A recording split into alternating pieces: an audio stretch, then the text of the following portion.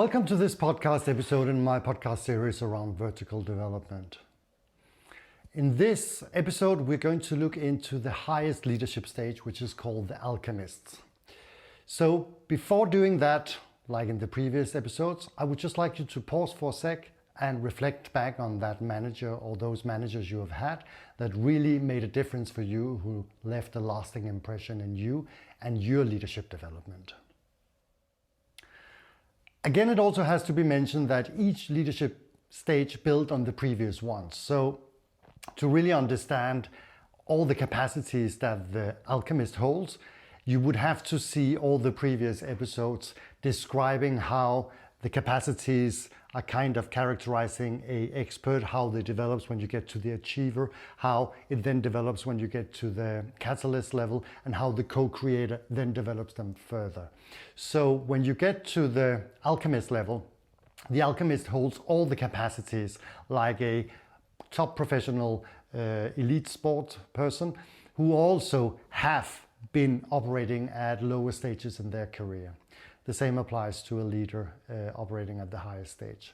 The difference is that when you get to the very high stages, you begin to become so strong in different areas, which I will come into shortly, that this really becomes your preferred area from working from. And you begin to be able to use all the different capacities that you have developed throughout your career in the right situations. So you become much better at using one leadership style in one situation and another in a different one, and then overall having that magic overview that will characterize especially the highest leadership stage, the alchemist.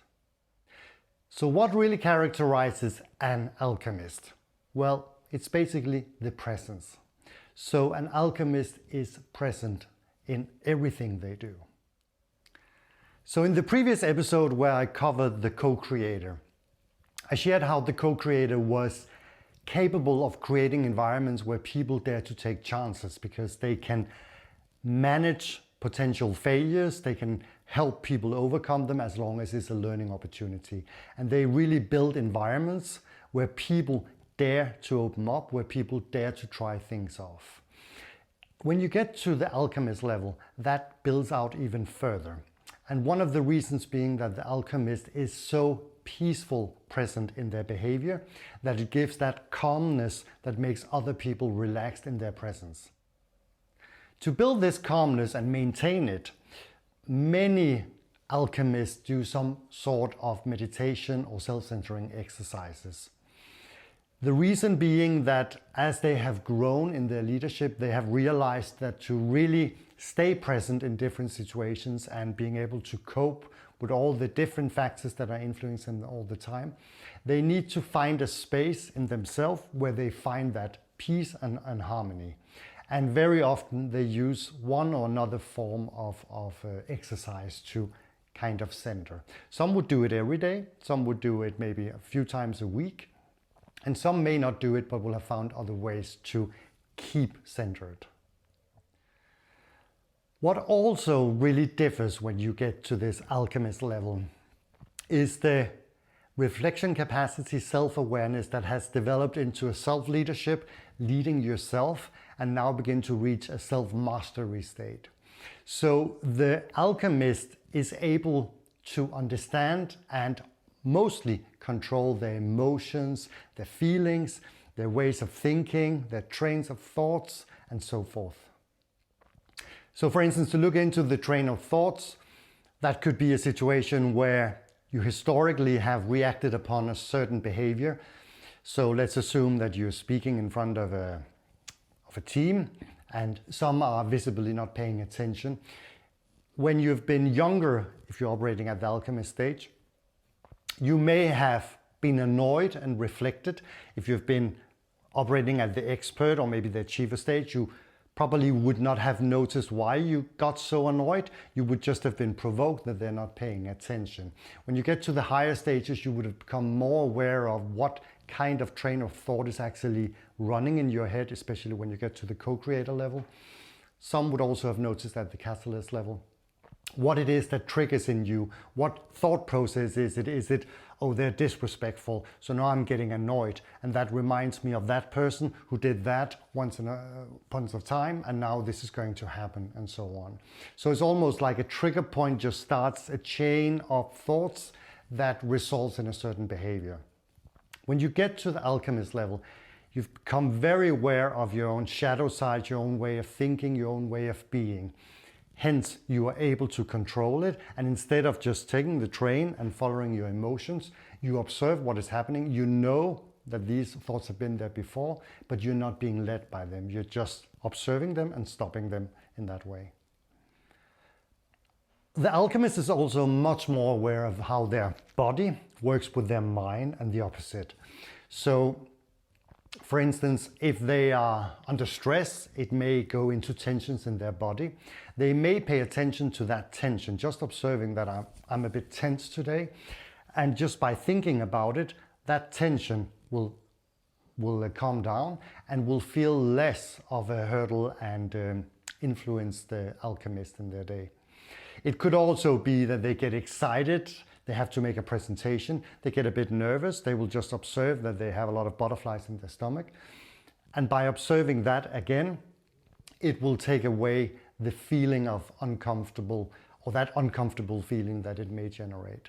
So they're very mindful around how their mind works with their body and how their body also influences their mind. So if their body is not feeling well, it also may influence how they see things in life. Hence, they know that there is this interdependence and connection between body and mind. They also understand that how you carry your body influences your mind. So if you, for instance, walk around a little bit like everything is a little bit impossible, then you may actually experience that your mind also begins to feel, oh, everything is a little bit tough. But if you come in and you feel like I am a winner, and you carry yourself as a winner, your mind will also adjust. How you speak will adjust how your mind thinks. So if you're speaking more positively, it will influence how you see things. And if you begin to drag how you say things and you begin to feel a little bit sad about everything, it also influences the brain. So the alchemists are very mindful around all these factors. Other levels like the catalyst and the co-creator may be mindful around that there is a connection, but they would not think about it to the extent that the alchemists do. The alchemists will be very mindful around what they're doing, how they're presenting themselves, how they're carrying themselves, and how they're using their body to be a very effective leader. That also means that the alchemist rarely gets lost in complex situations, where the other stages will have a tendency to at times be lost, especially the lower stages, and be carried away by their emotions and ways of thinking and their body language that may generate a reaction from the other people that they're not interested in, because they may actually come across as very aggressive. Hence, they may lose control of the situation because other people will react upon that behavior. The alchemists, because they have this incredibly control over themselves and being very present, can control all these different signals they're sending, both verbally, non-verbally, in their tone and in their behavior, that they rarely get lost.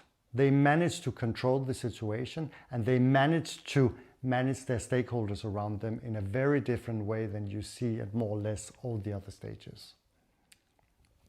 That said, it depends a little bit on who you are. So there will be catalysts who have developed some of these capacity to some extent, and more co-creators will have begun to develop them. But where you really see them being full and strong is at the alchemist level.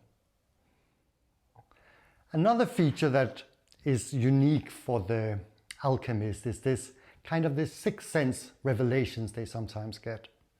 So they may be operating in a conflict situation, or they may have a work challenge where there is a lot of different stakeholders having a lot of opposing ideas.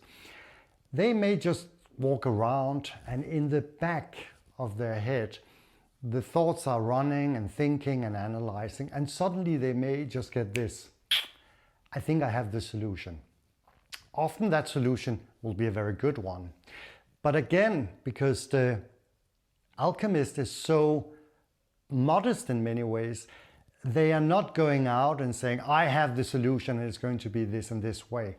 they will try it off. They will share it with the other stakeholders or even participant in a group, ask them for their input, check it out whether it's actually as good as they believe inside it is, and if people agree, then that will be the solution. At times they will learn and they will adjust it, but they have this ability to come up with solutions that most people cannot come up with, and that makes them very strong in different roles. It doesn't have to be top leadership roles, it can also be in a project related role or in a people related role. So again, as I also said in some of the earlier podcasts, when I talk about leadership stages, it's not equivalent to leadership level in an organization. So you may operate as a CEO in a very large organization and still operate at a achiever or a catalyst level or the co-creator level. And you may be an alchemist and still be positioned in the middle of an organization. So they are not one-to-one, but clearly when you have a lot of strong capacities as you begin to get, as you grow in leadership, there will be a tendency that a lot of corporates would see those capacities in you and in one way or another try to utilize them in more senior roles. Another feature of the alchemist is the ability to hold multiple frames. A capacity that is developed a lot in the co-creator level, but where the co-creator can almost do it simultaneously, the alchemist can do it simultaneously, and they can hold multiple people's frames at the same time. That makes them very strong in different situations. So take, for instance, a confrontation in a meeting. You have a meeting in a, let's assume it's a senior manager, so it's in a boardroom. And you may be the CEO, you're operating as a CEO, and you have a group of directors reporting to you. And right now there is a tension, and maybe the finance director is very upset around something, and they will make an outburst and in front of the rest of the leadership team, tell what they believe of you. They will be very aggressive in their body language, in their tone, in their attitude towards you. Still, you have the capacity to remain very, very calm, very accommodative for what the person is delivering, and also not provoke to accelerate the behavior of the other person. You may then just be listening, despite a lot of people are observing. You may also observe inside yourself that this is actually not very comfortable. You sense a discomfort in the situation, but because you are so mindful around how your body, your mind and everything works, you just observe it, you accept it's there, you see it as a natural thing in this situation. When this director has delivered their outburst and now it's your turn to talk, instead of maybe pushing back and telling that person what you believe, you would be much more calm and say, thank you for sharing your view. In many ways you're probably right, and in some of them I can assure you you are right. You brought some things to my attention I wasn't so aware of. But there is also a lot of other areas of what you've said that I disagree with. Would you be interested in hearing why I disagree? So as you can hear, it's not confrontational. It's actually giving a little bit, understanding, sharing, accepting the critique to some extent, but also giving a perspective back. That could be one approach how a alchemist leader could handle such a situation. So not only do they manage their own feelings, they also manage the opposing part's feeling.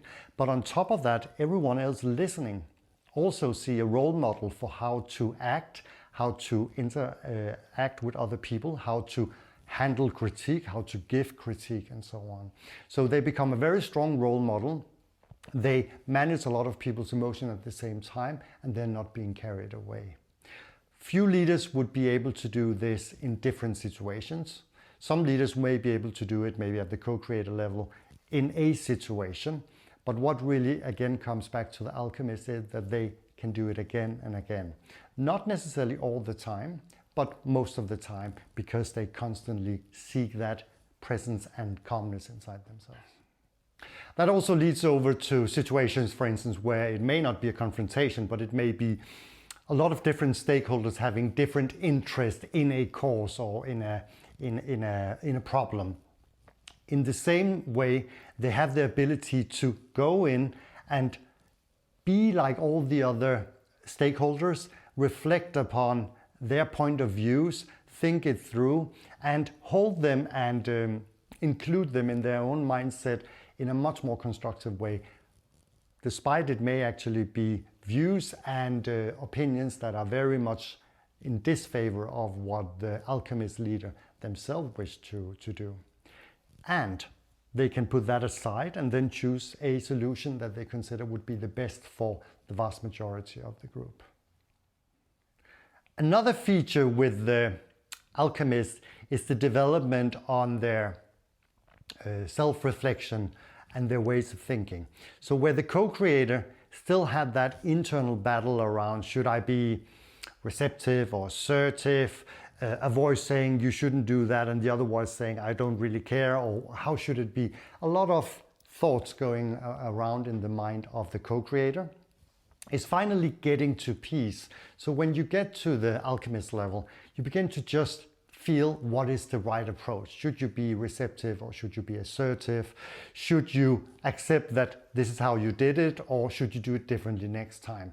So it's a very different mindset. It's almost like it's kind of an autopilot, but an autopilot not in a negative way, but in a positive way, that the body just knows what is the right to do in given situations.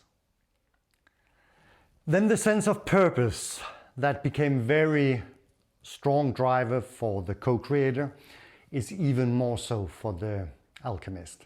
So where the co-creator sought a type of sense of purpose that may be maybe environmentally or global or animals or something that many people would see as a good purpose. It could also just be making a big difference for that organization they work in, keeping a good work environment and so on. The alchemists will clearly also do their utmost to create that good environment, but mostly an alchemist will have a global reach. It will be wider. It will have to be something that makes a huge difference. It may be that they choose to join or start an NGO organization that have the aim to address some of the challenges the world is facing right now, environmentally, climate and so on. Or it may be something around people's rights around the world, or it could be something very different. But very often it will have a purpose for them that they believe will have a long and far-reaching consequence for the world. And that drive really gives them the satisfaction. It may also be that they lead an organization, but they believe that they can move that organization in a more sustainable direction or change it. So for instance, it's not so much in one industry, but in another, or developing new products that will make a huge difference. But overall, there needs to be something that is really driving them, and very often it will be a global reach. That drive also feeds back into themselves. So alchemists can also wake up in the morning and think, why am I actually going to work? Because everyone can have a bad day, an alchemist too. But the alchemist will reflect and say, why am I doing this? Well, I know what the purpose is. I'm doing it for this or for that. And that purpose is so strong for them that it kind of reignites their energy and their willingness to go and do their utmost day after day after day. Alchemists are rare. You'll probably find around maybe 1% of the world's leaders operating at the alchemist level. Many people will never have met an alchemist. An alchemist will probably also be more visible in certain areas or certain industries, coming back to the deep purpose that they're seeking. But when you meet an alchemist, it's very clear in their behavior that they operate at a level where their calmness almost gives you this balance. So being in their presence really feeds back on you. You sense it, you see it, you notice it, and it's very generally pleasant people to be around. I initially asked you to reflect upon good leader or leaders you have had in the past. Maybe you've been privileged to work with an alchemist once in your life. Maybe you know one. Maybe you are one yourself. I hope this description of the alchemist have given you an indication of the highest leadership stage that typically operates in these leadership stages or is described in this leadership stage framework. But it doesn't mean that you can't grow even further. It's just not described as leadership stages, but as an alchemist continues to work with themselves because they see their own life as a lifelong learning journey, they will gradually transcend into something much more harmonic and in many ways not really covered in all these literatures, but they will be known for being very, very centering, very, very focused on the future, very focused on generating lasting results, both for their surroundings, but equally much for themselves. This was my description of the highest leadership stage, the Alchemist. Maybe it generated some reflections in you, some thoughts. If you want to share them, feel free to share them in the commentary field below in the YouTube channel. And otherwise, I hope to see you in next week's episode where I will look into how do you then actually grow vertically or strengthen your capacities within a given leadership stage. I hope to see you next week. Thanks, all the best. Bye-bye.